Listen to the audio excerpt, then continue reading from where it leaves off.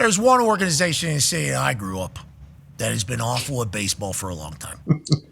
And, hook, line, sinker, I bought in because they got a guy who's maybe the best pitcher of all time to come into baseball when it's all said and done. Now, I'm only saying that because I watched this guy dominate and sell out a stadium here in Indianapolis. I saw him dominate down at LSU. I heard he hadn't been pitching for a long time, so his arm is still young. He's still only getting better, and he was doing shit that vets were doing, and he was going to lead the Pirates to the promised land. Here we are. Yep. Okay, he's not. Okay, he's doing great. Yep. But it's the Bugatti in the trailer park. Yep. This is the situation we got happening. And then now, the Pittsburgh Pirates are basically tempting the universe and the baseball gods to continue to ruin their existence. Now, I've learned a lot of things about this Rowdy Tellez guy. Heard he's not that good at baseball. With that being said, 4 more at-bats, he gets a $200,000 bonus, and the Pirates go, you know what? Let's actually send this guy down. You're done. You're not going to do that. He could easily pick that up, I guess, in one game. So they are actually playing with fate here, seemingly. How often does this type of shit take place? Is it always the Pirates? And what does this mean as a whole, you think, for the Pittsburgh Pirates organization, Jet? It is not always the Pirates, Pat. This sort of thing does happen. It's not frequent, but let's go back to spring training this year when J.D. Davis, who had beaten the San Francisco Giants in arbitration, which is how you determine your salary, and was supposed to get a $6.9 million salary to play third base for the Giants, they go out and sign Matt Chapman, and they cut J.D. Davis, and because he had won that salary in arbitration, was only guaranteed $1.1 million. So the $200,000 compared to the $5.8 million that J.D. Davis lost was a little different. But I think the important point here is not to focus on how the Pirates screwed Rowdy Tellez out of $200,000. It's to look at the Pirates and to look at Bob Nutting and to ask, why is Rowdy Tellez your first baseman in the first place?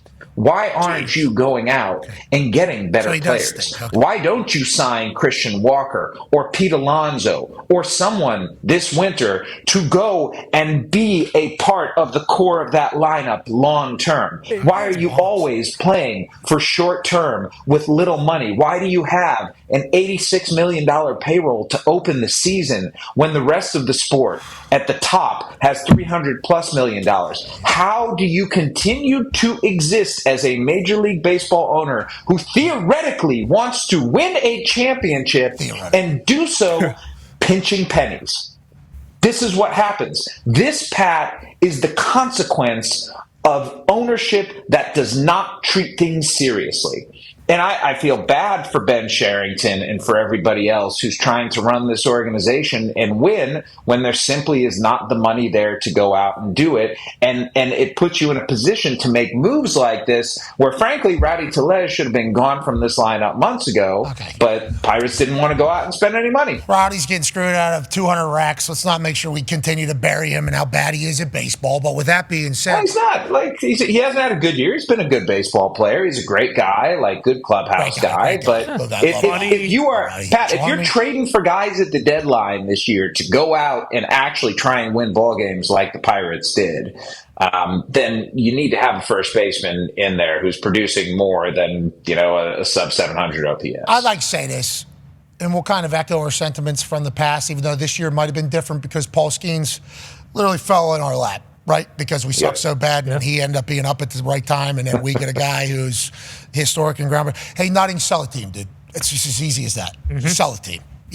He's got that face that makes you think to this guy, how is this guy in charge of anything? And then you remind yourself, there's only so many professional sports teams owners, and this guy can just hang on forever. Like the MLB will never force this guy out, right? That'll never happen? Nope. Cuban is allegedly, who's a Yinzer, has offered money before. There's been people that have tried to buy the Pirates allegedly before from this man. He says, no way. And then away, Mark, there he is. That's the owner of the Pittsburgh Pirates right there. He's a nice guy. Where's it? Hold on, show the rest of that photo, right? Well, yeah, the kid that's with, this has already been cropped. I guess we have already cropped it just to showcase his face. But yeah, the kid taking a photo with him actually has a Sell a Team shirt on. He does. That may or may not have came from our merch store.